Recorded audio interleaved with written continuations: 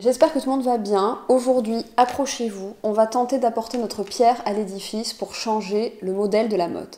Rien que ça. Parce que si vous vous intéressez un petit peu à la mode éthique et aux différentes marques qui s'accrochent depuis des années pour proposer des pièces fabriquées dans de bonnes conditions, avec un bon choix de matériaux, etc., ces 2 dernières années, vous avez assisté, comme moi, à une hécatombe. Il y a tellement de marques qui ont fermé boutique ces 2 dernières années. C'était à pleurer, des marques en plus qui parfois étaient installées depuis 3-4 ans, parfois 5 ans, des marques qu'on commençait à bien connaître, qui j'avais l'impression étaient bien enracinées et assez solides. Enfin vraiment, à un moment donné, on peut se poser la question, est-ce que repenser le modèle de la mode, est-ce que c'est viable en fait? Est-ce que c'est rentable? Est-ce qu'on peut vivre de ça? Est-ce que ça peut marcher? Vraiment, les personnes derrière les marques, c'est des gens qui pendant 2 ans, 3 ans, n'arrivent pas à se rémunérer et ne lâchent pas la barre, avec le secret espoir que un jour, en fait, le modèle qu'ils sont en train de construire soit le modèle dominant et qu'on arrête avec la fast fashion qui s'est construite sur un modèle de rentabilité absolue en essayant de réduire les coûts le plus possible, de produire très très vite et beaucoup et de faire des marges énormes. Et tout ça, on le sait, je vous renvoie à toutes les vidéos décryptage qu'on a fait jusqu'à maintenant. On sait à quoi ça amène à des personnes qui souffrent sur les chaînes de production, qui ne sont pas payées correctement, qui travaillent dans des conditions de travail vraiment pas normales. Et vraiment pas normales, c'est un doux euphémisme, on pourrait dire abominable dans certains cas. Des produits chimiques qui sont utilisés à tort et à travers, qui se retrouvent dans la nature, qui se retrouvent aussi sur les vêtements que le consommateur final va porter. Un impact carbone colossal. Bref, vraiment, cette industrie de la mode, ça ne va pas. Il faut que ça change. C'est dur, je peux vous le dire, d'être un acteur de la mode engagé. Il y a tellement de paramètres, en fait, tout est difficile. Peu importe où vous regardez, il faut tout refaire, il faut tout repenser. C'est presque comme s'il fallait débroussailler le chemin tout seul. Vous voyez, imaginez Indiana Jones avec sa machette là qui débroussaille le chemin. En gros, être un acteur de la mode engagée, c'est ça. Et pour tous les choix et toutes les décisions que vous allez faire quasiment. Cela fait 3 ans que j'ai créé ma marque Moon et je peux vous dire que ce sont les montagnes russes. C'est quand même une industrie qui est formatée pour la production de masse. Et nous, on va aller justement à l'encontre de ça. On va faire des petites productions, des productions qu'on appelle raisonnées.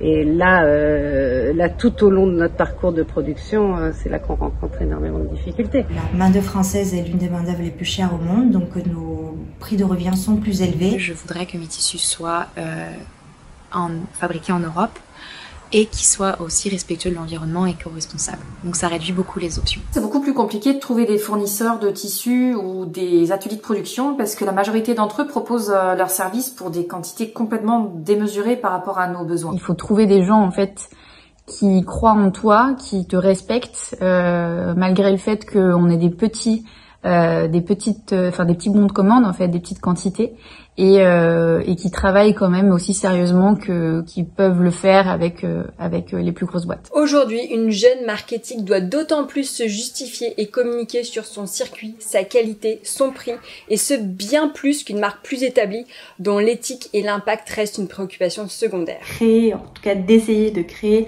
des produits de qualité, durables, originaux aussi, et en fait que personne ne les voit. Il faut savoir qu'on a à peu près 20% de plus sur le surcharge, au prix au kilo, parce qu'on fait des petites quantités. J'ai dû renoncer à l'utilisation du lin français parce que la plupart des usines françaises ont des minimums de commandes beaucoup trop élevés pour une petite marque comme la mienne qui fabrique à la demande. C'est extrêmement difficile d'émerger en tant que petite marque de mode éthique et responsable face à des géants de la fast fashion ou alors des marques hyper greenwashées. On peine à atteindre du coup les marges minimum qui nous permettent de pérenniser notre entreprise. Et donc on marche un petit peu tout le temps sur des œufs. Je remarque que quand je fais des pop-up, en fait, ça revient toujours. C'est pourquoi le vêtement coûte si cher. Le plus difficile lorsqu'on veut faire les choses d'une façon éco-responsable, c'est que tout est plus cher, le tissu, le fil, les boutons, le packaging. Il n'y a rien qui est fait pour nous faciliter la tâche, on va dire.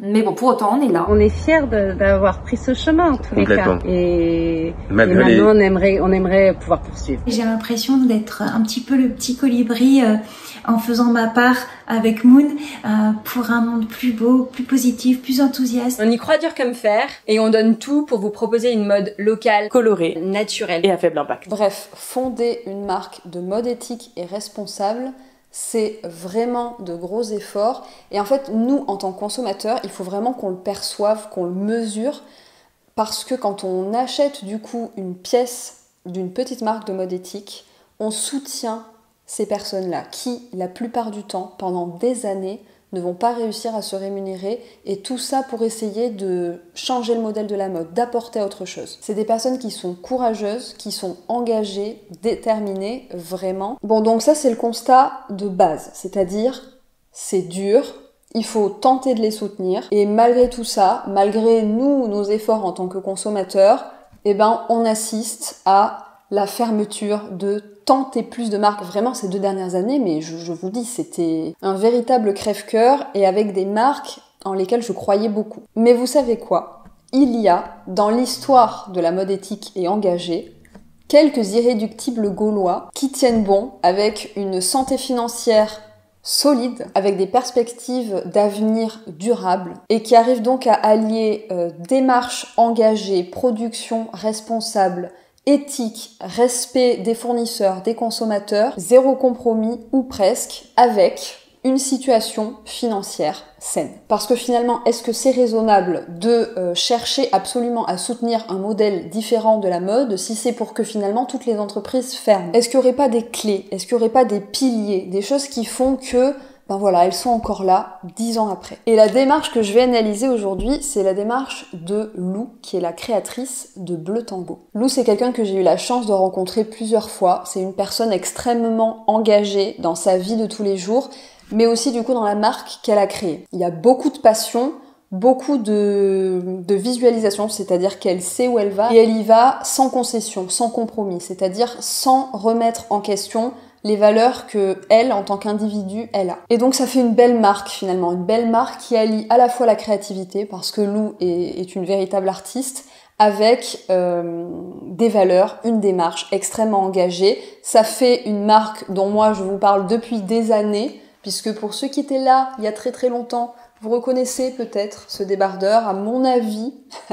C'était dans un article, peut-être la première année du lancement de mon blog, et elle a réussi l'impensable. Bleu Tango, cette année, il me semble que c'était là, en septembre, a fêté ses 10 ans. 10 ans qu'elle s'accroche à la barre, et 10 ans que ça devient de plus en plus facile, de plus en plus durable, que son modèle est de plus en plus solide. Et je peux vous dire, il y a plein de choses, à mon avis, dans sa façon de naviguer. Il y a plein de choses dont il faut s'inspirer. On va y arriver les gars, on va vraiment réussir à changer cette industrie de la mode. Je vous promets, tous ensemble, on va y arriver. Je me suis donc rendue dans l'atelier boutique de Bleu Tango, c'est à Montmartre, une très jolie boutique, franchement si vous êtes à Paris, mais qu'attendez-vous pour y aller? Et je suis allée poser quelques questions à Lou. Bon, elle est assez bavarde, hein. Je crois que l'interview dure 2 heures. Je vais évidemment couper des trucs pour en extraire la substantifique moelle. Quels sont les secrets de Bleu Tango? Prise 1. J'ai décidé le 6 juin que je démissionnais de la Prestige Whiston. Et le 10 juin, l'entreprise était créée. Les 4 premiers motifs étaient créés, les modèles aussi. Je suis allée déposer l'entreprise avec mon amoureux de l'époque. Et c'était parti pour Bleu Tango pour 10 ans de bonheur, de plein de rencontres et de galères. Moi, il y a un truc qui m'interpelle tout de suite. En général, quand je parle avec Lou, c'est sa passion. Lou, elle a fait des études de mode, elle est passionnée de dessin. Et elle s'est dit, ben voilà, je vais mixer ces 2 passions-là, je vais créer une marque de mode qui va présenter mes dessins. Les gens vont porter des œuvres d'art. Avec du motif, de proposer le look, de proposer la silhouette, des looks frais, qui donnent bonne mine, qui mettent la pêche, qui essayent d'avoir de la poésie, de l'humour. Le fait que ça allait être très joyeux, très coloré. C'était clair tout de suite. Ouais. Le fait que ça n'allait pas être des basiques, que ça servait pas à grand chose de créer une marque pour des énièmes basiques. Ça aussi, c'était clair. Tout de suite, en fait, ça m'interpelle parce que ça crée une raison d'exister de la marque. La marque Bleu Tango, elle est tout de suite identifiée. Une marque, quand on décide de la fonder, c'est qu'on a envie d'apporter quelque chose au monde.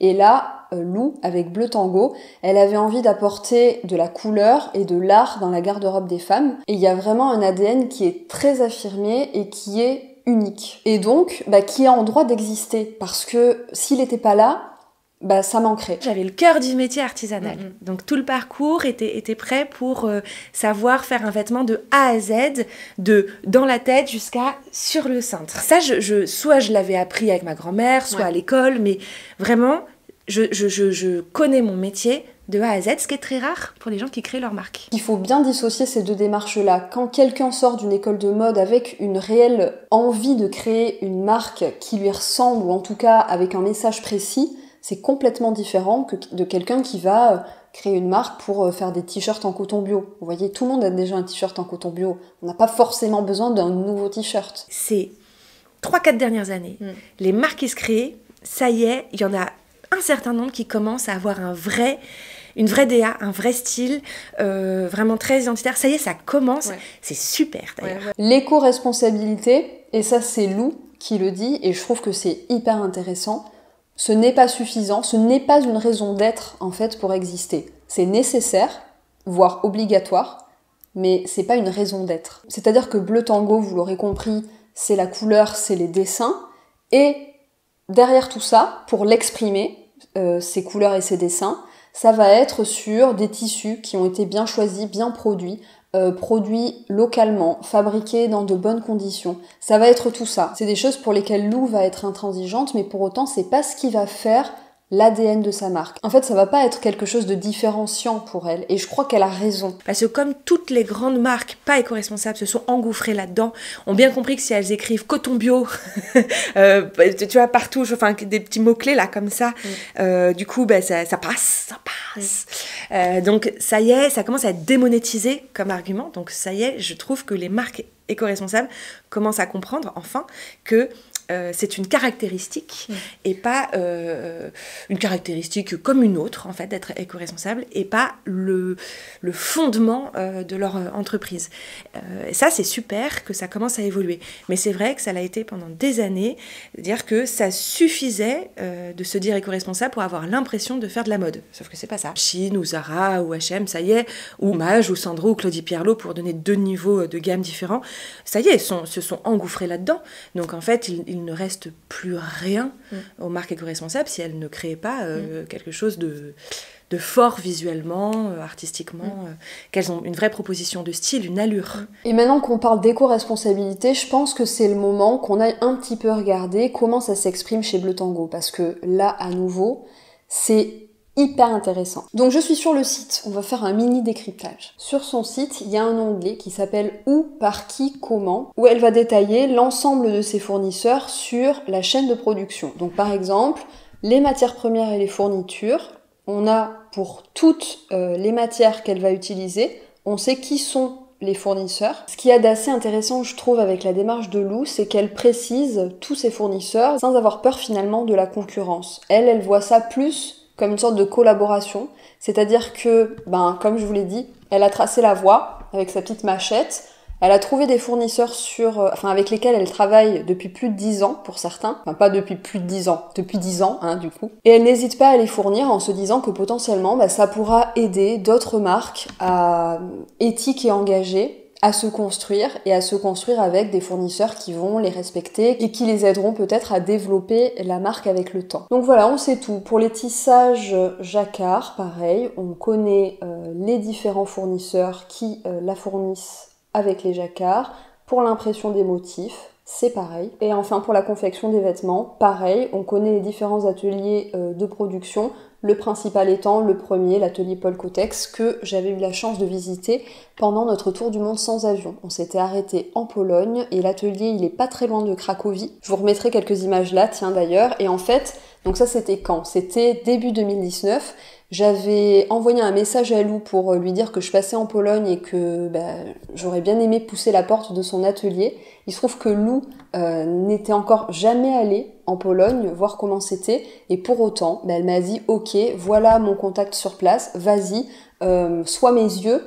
Et montre-nous à quoi ça ressemble. En fait, elle a pas eu peur parce qu'elle savait, parce que ça faisait longtemps qu'elle travaillait avec eux et qu'elle avait confiance. Mais je veux dire, si vous aviez suivi un petit peu nos aventures de visite d'ateliers textiles un peu partout dans le monde, et notamment voilà quand on commençait à arriver en Asie, en Chine par exemple, ça n'a pas été aussi facile d'obtenir des adresses de fournisseurs.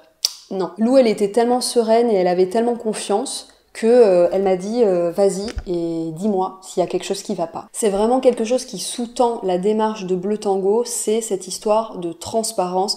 Transparence qui pour moi, vous le savez si vous suivez un petit peu les vidéos au décryptage et les autres, c'est la clé. C'est la clé en fait de communication entre la marque et le consommateur. Il n'y a que si la marque explique ce qu'elle fait, quelles sont ses difficultés, où elle a envie encore de s'améliorer, mais en revanche ce qu'elle fait bien et ce qui explique peut-être aussi pourquoi le prix est plus élevé que ce qu'on peut trouver dans la fast fashion, enfin bref, il n'y a que si la marque exprime tout ça, tous ses efforts, tout ce qu'elle fait, tout ce qu'elle a encore à faire, que le consommateur va pouvoir ensuite comprendre pourquoi il doit la soutenir plus qu'une autre. Et puis aussi, c'est juste de l'honnêteté, hein. Ne pas faire du flan-flan greenwashé et puis donner les vraies informations pour que les gens puissent choisir.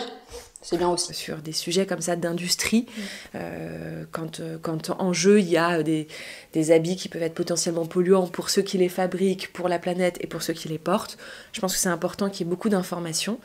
Donc on s'amuse effectivement à mettre les factures des fournisseurs, à mettre des articles sur chaque fournisseur, des vidéos, etc. C'est dense, mais je trouve ça bien. Voilà. Et si on va voir par exemple une fiche produit de Lou, donc par exemple cette magnifique robe flamme, et ça vous voyez encore une fois, hein, c'est la nouvelle collection de Bleu Tango, et de voir toutes ces flammes là, à ce moment-là, données de notre histoire, c'est pas pour rien. Lou c'est quelqu'un, je vous l'ai dit, de tellement engagé qu'à mon avis, ces flammes là, la robe qui prend feu, c'est un petit peu pour foutre à feu et à sang la société. On est sur une robe en viscose Ecovero et à la fin de chaque fiche produit, vous avez en fait un récapitulatif de toute la chaîne de production. Donc là par exemple, ça commence par les boutons, qui sont éco-responsables et made in France, fabriqués par son fournisseur de toujours, elle en parle très souvent, de Crépin Petit. Donc c'est de là que viennent les boutons. Vient ensuite la viscose Ecovero. On sait ensuite où est faite l'impression, donc pareil, hein, on a toujours le nom du fournisseur, et c'est quand même assez précieux pour Lou, parce que ces impressions sont toujours ultra qualitative, hein. Enfin encore une fois, c'est ces dessins qui sont imprimés sur du tissu, donc il faut forcément que ça ressorte un petit peu comme une œuvre d'art, donc c'est de l'impression de très haute qualité, donc quelque chose de différenciant même, je dirais, pour Bleu Tango. Et donc voilà, elle précise que c'est imprimé à Villefranche-sur-Saône par Devaux en impression numérique, que Devaux c'est une maison certifiée entreprise du patrimoine vivant, qui existe depuis 1830, certifiée Step by Ecotex, il n'y a pas mieux, on peut pas mieux faire pour de l'impression, c'est vraiment un super label. Et ensuite la confection en Europe, donc en Pologne, à Tarnów, là où j'étais allée, et je vois d'ailleurs qu'il y a un lien vers ma petite vidéo. Bref, la transparence, la coopération, l'envie de créer un monde en collectif.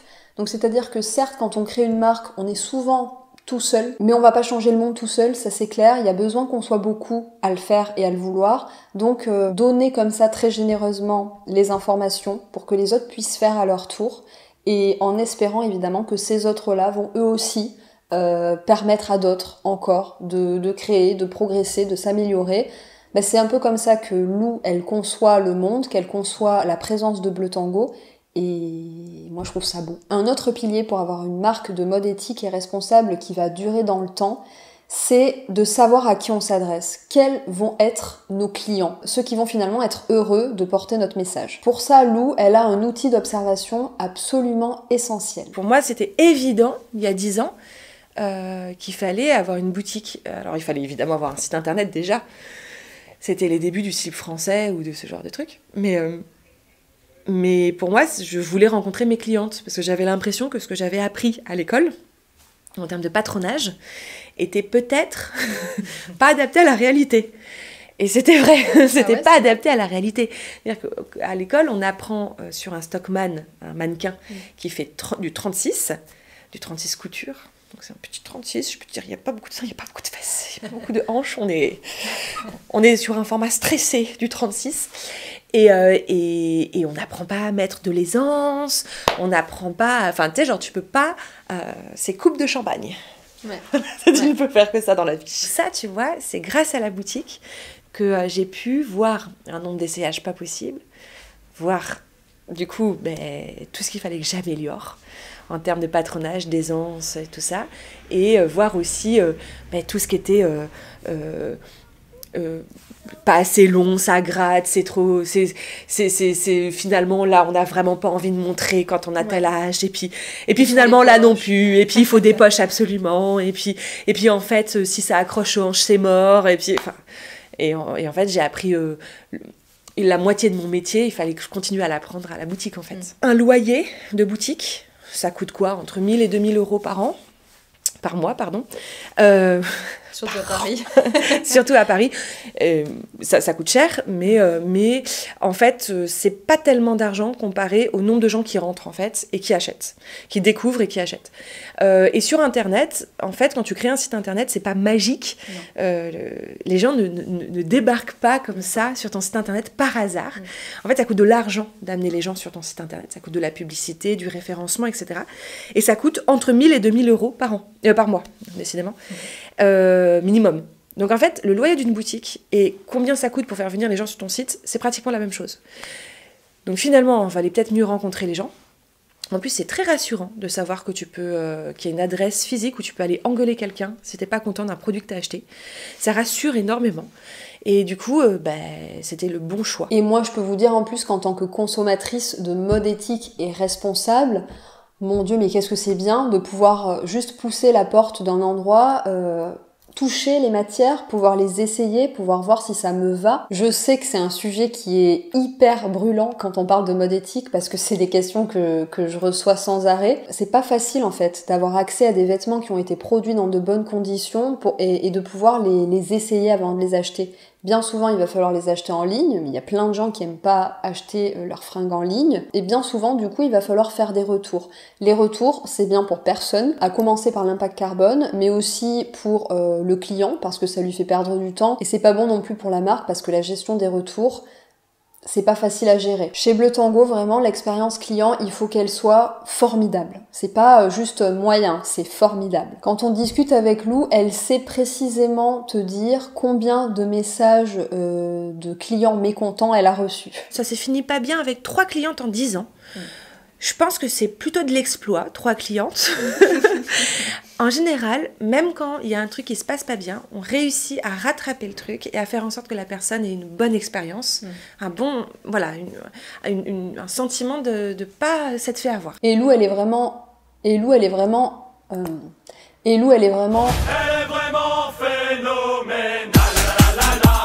Elle est vraiment hyper disponible. Et en fait, tout ce qu'elle veut, c'est que quand peu importe qui pense à Bleu Tango, ce soit une expérience positive. Même si voilà, on a peut-être eu des petits déboires avec un produit ou quoi, il faut que on soit quand même content. Et c'est vrai que quand on est consommateur et qu'on va acheter un vêtement de mode éthique et responsable, bien souvent, c'est des prix qui sont supérieurs à ce qu'on a l'habitude de voir. Donc pour la plupart d'entre nous, ça va être un investissement. Et donc potentiellement, on peut être déçu. C'est bien pour ça aussi qu'elle va proposer des retouches à vie sur les vêtements qu'elle produit. Ça fait 10 ans que ma grand-mère dit « Je vois pas comment ça peut être rentable si le sur-mesure est au prix du prêt-à-porter. » En fait, ma grand-mère, elle trouve que notre service de sur-mesure au prix du prêt-à-porter, il dévalorise notre service de sur-mesure parce qu'il ne le met pas à sa juste valeur, parce que c'est exceptionnel. Et elle a pas tort.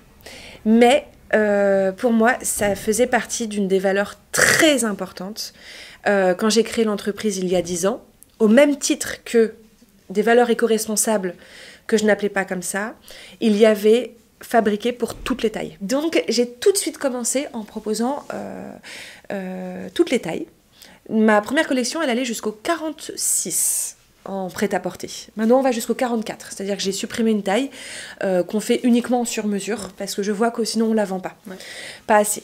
Donc du coup, ce que j'ai vraiment commencé, c'est première boutique, premier mois, j'ai commencé mes commandes sur mesure au même prix.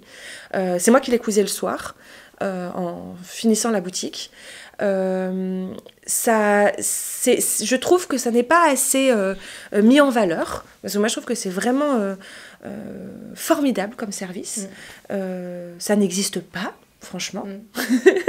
Et parfois quand les clientes râlent parce que c'est un peu lent, je me dis dis donc quand même il est super le service, c'est normal, c'est un peu lent, tout le monde le veut ce service. Mais je trouve que oui, c'est très éthique en fait de proposer toutes les tailles au même prix. C'est possible parce qu'on est à une échelle artisanale et qu'on a notre atelier là, que on peut prendre les mesures de la cliente, ou elle peut prendre ses mesures avec les tutos sur le site internet. Donc ça, c'est vraiment grâce à notre échelle artisanale que c'est possible, et c'est très important pour moi. Il n'y aura jamais de frustration en fait chez Bleu Tango, parce que Lou, elle va toujours être capable de fournir toutes les tailles, et tout le monde, et toutes les femmes, et tous les corps. Et en même temps, c'est aussi ce qui va lui permettre de ne pas prendre de risques en confectionnant dès le départ des tailles qui sont moins souvent achetées. Et si vous voulez, j'avais fait une interview avec une petite marque de mode éthique qui a fermé depuis, qui fait partie de cette hécatombe dont je vous parlais dès le départ. Je les avais interviewés justement sur ce problème des grandes et des petites tailles qui sont complètement inexistantes en fait en mode éthique. Je vous mettrai si vous voulez la vidéo dans la barre d'infos, et vous verrez que effectivement, bien souvent, les marques ne prennent pas le risque de produire ces tailles parce qu'elles sont moins souvent achetées. Et que donc d'un côté ça crée de la frustration, voire que finalement les personnes qui ont des tailles hors standard ne regardent même plus finalement dans les marques de mode éthique, parce que y a jamais leur taille, donc c'est hyper frustrant. Et donc ça crée un cercle vicieux, parce que les marques de mode éthique, elles se disent personne n'achète chez nous, donc nous on a produit ça, on a pris le risque et pourtant personne ne l'a acheté, donc on va pas reproduire à la saison prochaine. Et donc finalement, voilà, les consommateurs et les marques ne se trouvent pas. Et du coup, le problème des grandes tailles ou des petites tailles ne se résout pas. Voilà, Lou, elle apporte une solution que je trouve absolument géniale. C'est-à-dire qu'elle produit les tailles qui sont en général achetées chez elle, et puis elle prend toujours plus de tissu pour être capable de produire n'importe quelle taille pour n'importe quelle cliente, n'importe quel corps. Pour perdurer dans le temps, il faut aussi une situation financière solide. C'est malheureux, mais c'est comme ça. Pour avoir une marque de mode éthique qui dure, il faut ce côté artiste, ce côté engagé, mais il faut aussi des bases solides du côté financier. Lou, elle le raconte très bien, au début, c'était compliqué. Cette gestion d'entreprise, je l'ai appris un peu dans la douleur. Et le marketing, pareil, un peu dans la douleur, à force de faire des bêtises. Ça m'a permis de faire plein de conneries, de comprendre plein de choses aussi. En fait, elle a très vite compris que les prix qu'elle rêvait de proposer, c'était pas du tout possible en fait. Son entreprise n'était pas du tout viable avec les prix qu'elle voulait proposer au départ, tout en rémunérant correctement les gens sur ses chaînes de production, tout en choisissant de beaux matériaux fabriqués correctement. En fait, elle s'est vite rendue compte qu'il allait falloir qu'elle triple ses prix si elle voulait à un moment donné être rentable et potentiellement pouvoir arrêter de courir après l'argent toute sa vie. C'est le principal écueil en fait des créateurs qui ne savent pas calculer les marges et les prix, c'est qu'en fait ils veulent créer une mode éco-responsable et accessible. Tu sais, c'est toujours les deux pôles que les gens veulent atteindre. Et en fait, ils oublient que leur accessible n'est pas celui déjà de tout le monde, déjà. Et ensuite, ils oublient que le accessible, il faut revoir notre notion d'accessible, déjà. Que accessible, ça ne veut pas forcément dire que tu achètes sans réfléchir parce que le prix te semble positionné correctement psychologiquement du premier coup.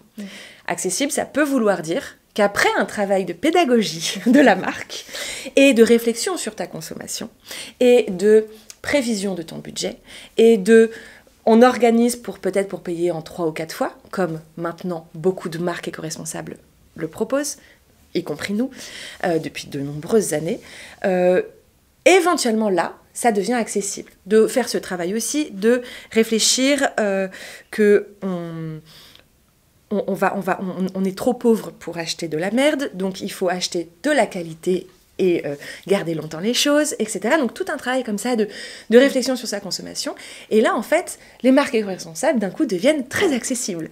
Mais voilà, il y a déjà ce travail-là, il faut changer notre imaginaire de qu'est-ce que c'est un prix accessible. Et ensuite, effectivement, ces entreprises qui se créent et qui en fait, sont hyper déçues de se rendre compte que, en fait, c'est pas possible. Elles se rendent compte au bout de 2, 3 ou 4 ans que, en fait, faire de la qualité éco-responsable ici, en France et en Europe, ben oui, ça va coûter de l'argent. Ça va coûter très cher. Mais oui, voilà. Et du coup, ils sont hyper déçus. Et il y a un vrai gap, en fait, qu'il faut apprivoiser. Mais moi, j'ai fait la même chose. Hein. Mes premiers prix, ça n'allait pas du tout. Une chemise était à 80 € il y a 10 ans. Elle est maintenant à 155. Donc, il y a eu vraiment du chemin, quoi. C'est pour... Et alors, il y a toujours des gens qui me diront que 155 € une chemise, c'est trop cher. Moi, je sais que c'est pas vrai. Et donc, j'ai un travail de pédagogie à faire avec ces gens. On est déformés, en fait. C'est qu'on est tellement habitué à acheter sans réfléchir que dès qu'il faut une réflexion pour acheter, du coup, ça nous semble trop cher. Alors que c'est pas vrai, c'est pas ça. C'est juste, réfléchissons avant de faire un achat, provisionnons-le, budgétons-le. Trouver le bon prix, c'est vraiment un enjeu crucial. Et bien calculer sa marge, mais je veux dire, la survie de l'entreprise en dépend. Moi, quand j'ai commencé, donc mes marges n'étaient pas assez importantes. Elles étaient entre 1,8 et 2, mais parce que je ne les avais pas calculées. Voilà. C'est-à-dire que quand j'ai rencontré mon mari, c'est comme ça que j'ai rencontré mon mari, et qui m'a demandé, et du coup, les marges, c'est quoi? Et j'ai regardé, je dis, les marges. Il dit voilà, donc on va d'abord calculer les marges. Et donc j'ai calculé les marges, et donc je me suis rendu compte qu'en fait elles n'étaient pas assez importantes.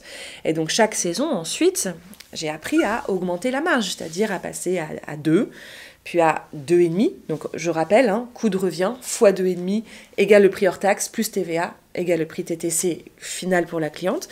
Donc, puis ensuite 3, et donc maintenant on est positionné entre 3 et 5 de marge, ce qui est vraiment le minimum pour faire vivre une entreprise. Donc il faut imaginer que la chemise qui est à 155 €, on enlève les 20% de TVA, elle est donc à 125 €. Là-dessus, il faut donc diviser par 3, 4 ou 5, et là on a le coût de revient. Et tout ce qu'il y a entre le coût de revient, c'est-à-dire combien coûte pour produire la chemise, c'est-à-dire les boutons, le tissu, la couture, et c'est tout, pas le reste.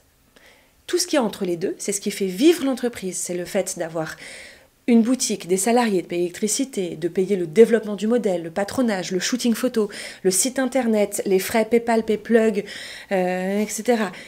Tout ça, les impôts, les taxes, tout, ça, c'est ce qui est compris dans la marge. Et sans une marge correcte, ça ne peut pas tenir. On peut faire semblant quelques années. Donc on peut faire semblant qu'une chemise éco-responsable, ça coûte 80 €. Il y a un moment, on va s'arrêter. Décider de fixer des prix justes, c'est-à-dire pas trop élevés pour le consommateur, il faut pas que ce soit fait au détriment du fondateur en fait. Parce que si le prix est trop bas, et donc si la marge est trop petite, le fondateur il va pas avoir d'assez grande marge de manœuvre, il va constamment être en train de calculer, et finalement ça va pas le rendre heureux. Est-ce que nous, on a envie de défendre un modèle de la mode qui rend les gens malheureux? Non. Ça paraît évident. Grande aventure, ça, de pouvoir se payer soi-même quand on crée son entreprise. C'est aussi souvent ce qui fait que les gens lâchent l'affaire, c'est qu'à un moment, ils en ont marre. Et on nous fait croire qu'au bout de 2 ans, une entreprise est rentable. Au bout de 2 ans, une entreprise est rentable si on a investi beaucoup d'argent dedans. C'est-à-dire si, en gros, on a payé la rentabilité en 2 ans. C'est-à-dire si, effectivement, si on met 100 000, 200 000, 300 000 € par an dans une entreprise, oui, au bout de 2 ans, elle est rentable. Parce qu'on aura boosté la croissance, en fait. Si on y met moins de 50 000 € dans son entreprise, ce qui est en général le cas des marques éco-responsables, eh bien, ça va pas nous prendre 2 ans, ça va nous prendre 5-6 ans pour atteindre l'équilibre. Et si on fait pas trop de bêtises. Donc, en fait, ces 5-6 ans, c'est très très très long, parce que ça veut dire que pendant 5-6 ans, on va pas se rémunérer. Donc, pendant 5-6 ans, ça veut dire qu'il faut avoir un revenu complémentaire. Il n'y a pas d'autre solution. Donc, j'ai eu droit à 15 mois de chômage, puis ensuite, j'ai travaillé pendant 4 ans et demi comme professeur. Et ensuite, j'ai pu lâcher et me payer 600 € par mois. Donc, on n'est pas sur une rémunération incroyable. Mais, en même temps, je n'ai pas de loyer à payer. Donc, je suis sur une rémunération confortable. Vraiment, les gars, il faut s'accrocher. Les premières années, c'est difficile. C'est difficile pour tout le monde, je pense, mais c'est d'autant plus difficile quand on essaye de faire les choses bien et qu'on essaye d'inscrire sa production dans un cadre engagé parce que forcément, vos marges sont plus réduites que celles des autres. Et c'est là où j'en viens à l'apothéose, je trouve, de ce qu'est pour moi la démarche de Bleu Tango. Il faut jamais oublier qu'on fait des métiers d'artisanat et qu'on doit rester à une échelle artisanale et que quand on dépasse cette échelle artisanale, on change de jeu en fait. On change de... Ouais, de métier. Ouais, de métier. Voilà. Complètement. Et c'est bien pour ça que cette croissance, il faut réussir à quantifier jusqu'où on peut aller pour ne pas changer de métier, pour ne pas changer d'échelle, pour rester à une échelle artisanale. Pour moi, être artisan, c'est comme il y a 5000 ans. Et en gros, il y a 200 ans ou il y a 400 ans, un artisan, on s'attendait à ce qu'il vive de son métier pendant, je sais pas, les 40 ans qui lui étaient donnés, et qu'il fait des coquetiers pendant 40 ans, les gens sont hyper contents. Et puis après, il part à la retraite et il arrête son métier d'artisan, et voilà, et je sais pas, il part pêcher la truite. Et du coup, en fait, on a un truc, l'artisanat, c'est une personne, un atelier, un savoir-faire, avec un sport collectif évidemment parce qu'il y a plein de choses autour, il n'est pas tout seul, et à un moment ça s'arrête. Et donc d'arrêter de vouloir faire des monstres d'entreprises, des pieuvres là comme ça, je sais pas, comme LVMH qui va manger le monde, ou H&M où on va tous mourir sous les vêtements H&M, à un moment t'as genre Chine, t'as genre arrêtez d'en jeter, parce que en fait ils essayent de faire des trucs plus gros qu'eux et qui perdurent après eux aussi. Et c'est ce truc de grande vanité des hommes à vouloir que ça perdure après eux, alors qu'en fait c'est super que ça dure 40 ans. Donc voilà, moi ça fait 10 ans de Bleu Tango, il reste 30 ans, puis après 30 ans, ça s'arrêtera.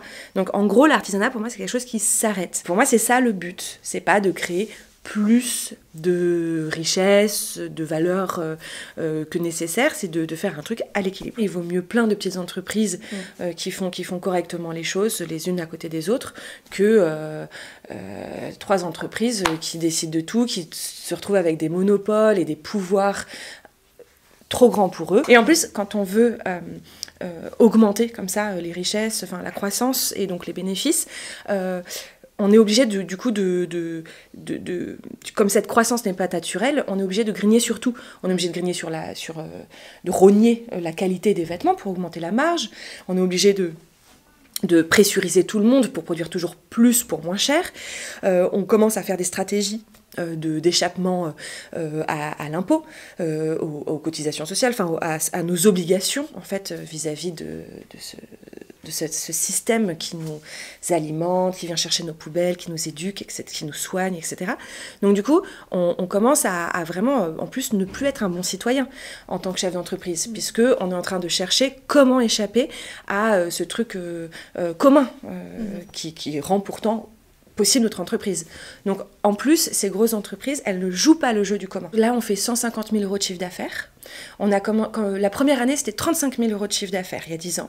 Après, on est passé à 50 000, 60 000, 80 000, 100 000, 110 000, 130 000, 150 000. Ça s'est fait vraiment, tu vois, tout doucement. Ça fait maintenant 3 ans depuis le Covid qu'on est à 150 000 par an. Nous, il nous faudrait encore 30 000, 50 000 euros de chiffre d'affaires pour être dans un équilibre confortable. Parce que là, on est à l'équilibre, mais on est à l'équilibre tendax, tu vois. On a à l'équilibre, genre quand tu regardes ton compte bancaire de l'entreprise, t'es là, genre, ça passe presque, tu vois, ça passe presque, on est tout le temps à flux tendu.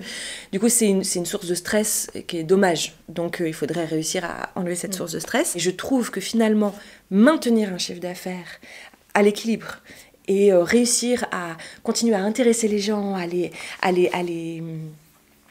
étonner, et ben ça c'est un merveilleux challenge, bien plus intéressant que de vouloir juste toujours gagner des nouveaux clients, en fait. Ce métier, c'est elle qui se l'est créé. Elle est artisan, ce qu'elle aime c'est dessiner, c'est peindre, et c'est imaginer des collections avec ses créations. Si Bleu Tango venait à trop grandir, s'il y avait de plus en plus d'employés, finalement son métier ce serait plus le même du tout. Elle serait beaucoup moins dans la création, elle serait beaucoup plus dans le management. Et c'est pas ça qu'elle aime, et c'est pas ça qu'elle veut pour elle et pour sa vie. Ce qu'elle dit aujourd'hui, c'est que si son chiffre d'affaires augmentait encore, en ne dépassant pas évidemment le seuil plafond, ben ça lui permettrait de mieux rémunérer ses partenaires partenaires, donc ses fournisseurs ou les personnes avec lesquelles elle travaille. Donc d'avoir un impact positif sur les gens qui gravitent autour de Bleu Tango et qui potentiellement sont des bonnes personnes qui ont elles aussi envie de construire un monde un peu plus juste, un peu plus éthique et responsable et qui donc à leur tour vont pouvoir rayonner à leur façon. Et franchement, j'ai envie de terminer sur ce pilier-là parce que c'est de ça dont on a besoin.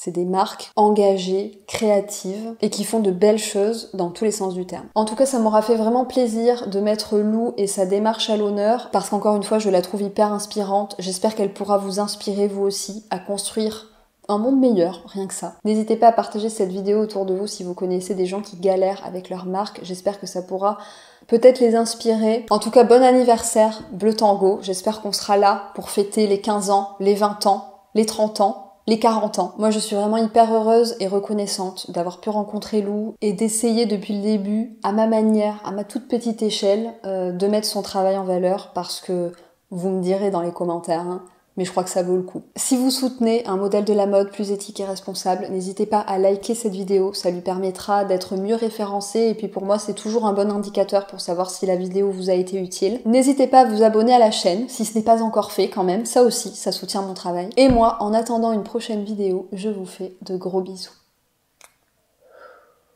Et puis il y a des gens qui au contraire sont pas des parasites, mais qui mettent en valeur, qui font connaître, qui te permettent de déployer tes ailes.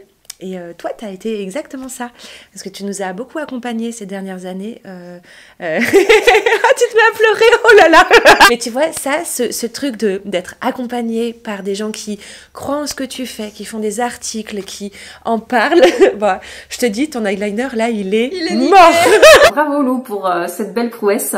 On donne tout pour suivre tes traces.